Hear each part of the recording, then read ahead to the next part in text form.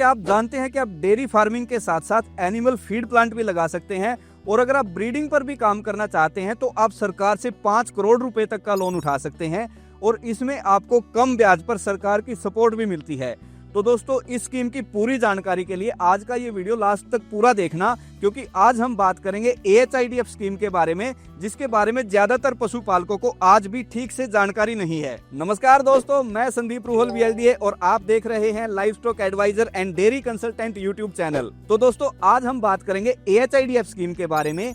AHIDF scheme क्या है, इसमें कितना लोन मिलता है, कैसे अप्लाई करते हैं, कितनी सब्सिडी मिलती है, कौन कौन से इसमें डॉक्यूमेंट्स लगेंगे, कौन कौन से प्रोजेक्ट इसमें आते हैं, और सबसे इम्पोर्टेंट, बैंक इस स्कीम को कैसे पास करता है। तो दोस्तों, ये पूरी जानकारी आज आपको इस वीडियो में डिटेल से बताऊंगा, इसलिए वीडियो को स्किप मत करना।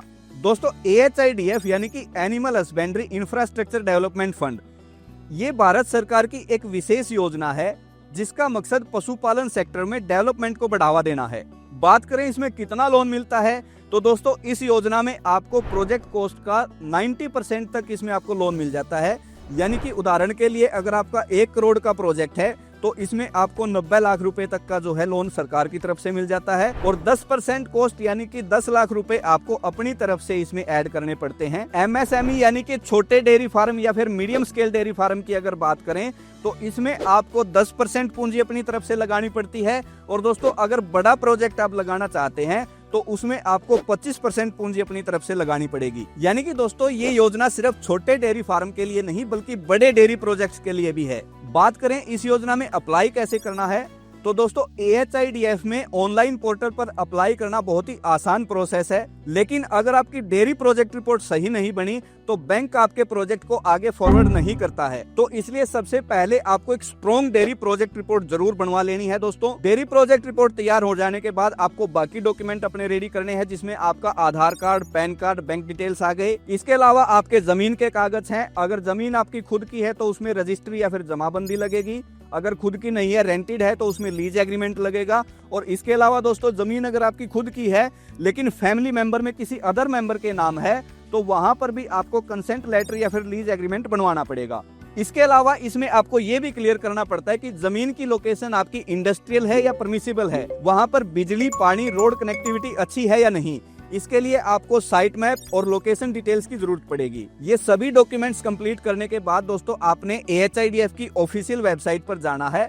वहां पर अप्लाई ऑनलाइन सेक्शन पर क्लिक करके आपने अपना रजिस्ट्रेशन कर लेना है। उसके बाद आपने अपनी सभी बेसिक डिटेल्स उसमें भरनी है। बेसिक डिटेल्स भरने के बाद आपने अपने सभी डॉक्यूमेंट्स और DPR उसमें अपलोड करके सबमिट कर देना है। सबमिट करने के बाद एक रेफरेंस नंबर आपके पास जनरेट होकर के आएगा। इस रेफरेंस नंबर को आपने संभाल के रख लेना है, क्योंकि AHIDF में लोन डायरेक्ट बैंक से होता है। SBI है, PNB है, कैनरा बैंक है, यानी कोई भी नेशनलाइज बैंक है जिसको आप सिलेक्ट कर सकते हैं। पोर्टल पे जो भी बैंक आप सिलेक्ट करेंगे, आपके सिलेक्टेड बैंक में डायरेक्ट आपकी एप्लीकेशन फॉरवर्ड कर दी जाएगी। अब बात आती है सब्सिडी की। दोस्तों, एक बात समझ लीजिए, इसमें आपको डायरेक्ट कैश सब्सिडी नहीं मिलती है PMEGP की तरह, लेकिन इसमें आपको ब्याज पर 3% की छूट मिलती है सरकार की तरफ से। ब्याज पर जो आपको छूट मिलेगी वो आपको मैक्सिमम 8 साल यानी कि 96 किस्तों तक मिलेगी।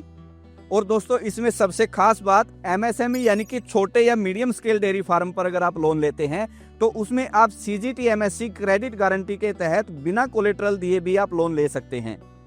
यानी कि आपको बैंक को कोई भी कोलेटरल सिक्योरिटी या कोई मोर्गेज वगैरह देने की जरूरत नहीं पड़ती है।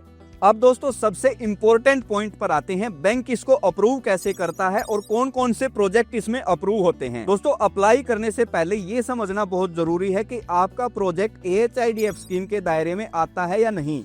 इसमें दोस्तों, आप डेयरी प्रोसेसिंग यूनिट यानी कि जिसमें मिल्क प्रोडक्ट्स बनाए जाते हैं, बटर, घी, पनीर, दही आदि अगर आप बनाकर जो है मिल्क प्रोडक्ट आप बनाकर सेल करना चाहते हैं, वो प्रोजेक्ट आप इसमें लगा सकते हैं। एनिमल फीड प्लांट का प्रोजेक्ट आप इसमें लगा सकते हैं। मीट प्रोसेसिंग यूनिट का प्लांट आप इसमें लगा सकते हैं। ब्रीड मल्टीप्लिकेशन फार्म के लिए आप इसमें अप्लाई कर सकते हैं, और कोल्ड स्टोरेज का प्लांट भी आप इसमें अप्लाई कर सकते हैं।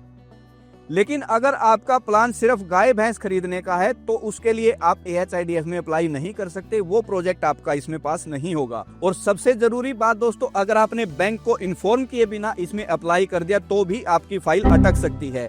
तो इसलिए आपने सबसे पहले अपनी प्रोजेक्ट रिपोर्ट बनवानी है, फिर आपने बैंक से डिस्कस करना है और फिर आपने पोर्टल पे अप्लाई करना है। तो दोस्तों अगर आप इस स्कीम में अपना प्रोजेक्ट लगाना चाहते हैं, बैंक रेडी प्रोजेक्ट रिपोर्ट बनवाना चाहते हैं, या फिर आपका प्रोजेक्ट AHIDF स्कीम के दायरे में आता है या नहीं, इसकी जानकारी लेना चाहते हैं, तो आप स्क्रीन पर दिए गए हमारे LADC कंसल्टेंसी सर्विसेज के नंबर पर कॉन्टैक्ट करके जानकारी ले सकते हैं। दोस्तों AHIDF एक शानदार स्कीम है, लेकिन सिर्फ उन्हीं के लिए जो इसमें सही तरीके और सही तैयारी के साथ जाते हैं। अधूरी जानकारी और जल्दबाजी इस योजना में सबसे ज्यादा दिक्कत क्रिएट करती है। AHIDF स्कीम में लोन है, लेकिन सिर्फ उन्हीं के लिए जो बैंक की भाषा समझते हैं। तो दोस्तों आज की वीडियो में दी गई जानकारी आपको यूजफुल लगी तो वीडियो को लाइक जरूर करें और अपने पशुपालक मित्रों के साथ वीडियो को शेयर करें। इसी प्रकार की पशुपालन से संबंधित सरकारी योजनाओं की जानकारी के लिए हमारे channel livestock advisor and dairy consultant को सब्सक्राइब कर लीजिए। तो दोस्तों आज की वीडियो में सिर्फ इतना ही, मिलते हैं अगली वीडियो में, तब तक के लिए राम राम, जय किसान जय पशुपालन।